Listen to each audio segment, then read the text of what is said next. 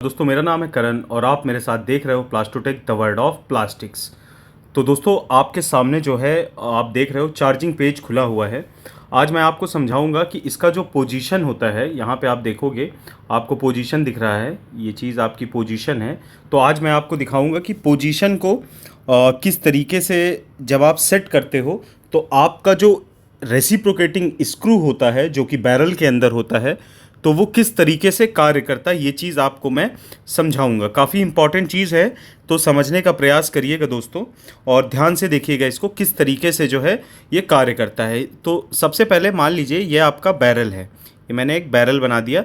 अब मान लीजिए बैरल के अंदर स्क्रू है, ये आपका स्क्रू है, बैरल के अंदर आपका स्क्रू लगा हुआ है। तो अब देखिए स्क्रू जब सबसे आगे होता है तो ये 0 mm की पोजीशन होती है। इसकी कितनी होती है दोस्तों?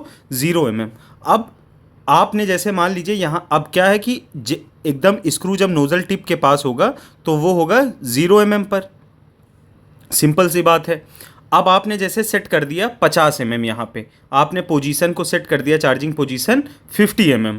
तो इसका मतलब क्या होता है कि जब आपका हॉपर से दाना आता है, जैसे मान लीजिए ये आपका हॉपर है, हॉपर से जो रॉ मटेरियल है दाना आपका प्लास्टिक का, जैसे पीपी पीई जो भी चलाते हो आप, वो आगे जाके इकट्ठा होगा यहाँ पे, और इकट्ठा होगा, स्क्रू को धीरे धीरे ये पीछे की दिशा में ढकेलेगा, इस तरफ ढकेलेगा। तो 0 जैसे यहाँ पे है तो अब क्या होगा, जैसे जैसे स्क्रू पीछे आएगा इसकी पोजीशन बढ़ने लगेगी। जैसे 0 के बाद आ गया 10 mm, 20 mm, 30 mm, 40 mm, ऐसे ही जैसे 0, 10, 20, 30, 40। तो इस तरीके से जैसे जैसे स्क्रू को पीछे आता जाएगा उसका जो mm है वो बढ़ता जाएगा।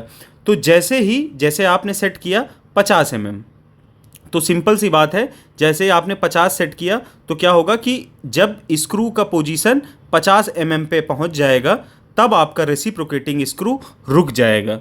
इसका मतलब कि अब आपकी चार्जिंग पूरी हुई। तो इस तरीके से दोस्तों ये पोजीशन कार्य करता है। तो काफ़ी सिंपल था, उम्मीद करता हूँ ये चीज़ आप समझे होंगे कि किस तरीके से ये काम करता है, क्योंकि ये कार्य कैसे करता है ये चीज़ जानना बहुत ज़रूरी है दोस्तों, क्योंकि जब तक आप जानोगे नहीं तब तक आपको समझ नहीं आएगी ये चीज़। तो सिंपल सी बात है, जैसे कि मैं एक लाइन बना देता हूँ, यहाँ पे लिख देता हूँ 0, 25, 50, 100, 150, ये मैंने अलग अलग नंबर दे दिए हैं।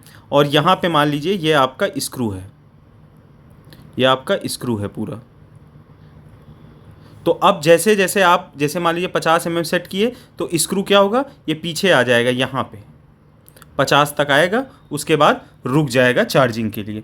तो इस तरीके से दोस्तों आपकी जो चार्जिंग है और चार्जिंग की सेटिंग है, जिसको आप डोजिंग भी कहते हो, तो ये समझाने का मकसद था इस वीडियो का कि आप समझ सको ये जो आप पोजीशन को सेट कर रहे हो, यहाँ पे आप जो पोजीशन डालते हो वो पोजीशन किस तरीके से आपकी मशीन पे आती है।